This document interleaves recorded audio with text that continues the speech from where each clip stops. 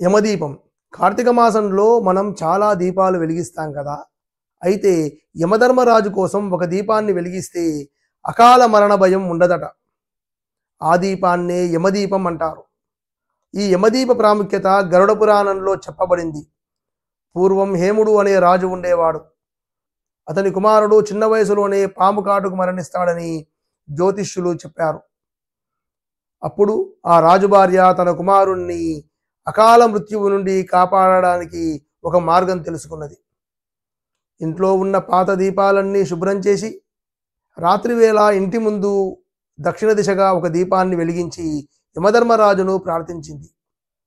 ఆ రోజు రాత్రి యమదూతలు ఆ బాలుడి ప్రాణం తీయడానికి వచ్చారు. కానీ ఆ దీపం యొక్క ప్రకాశానికి వారి కళ్ళు మిరిమిట్లు గొలిపి ఇంట్లోకి అడుగుపెట్టలేకపోయారు.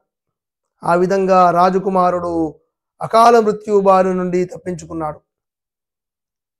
ఈ యమదీపాన్ని వెలిగించిన వారికి వారి కుటుంబ సభ్యులకు అకాల మృత్యు భయం ఉండదని గరుడ పురాణం చెబుతుంది.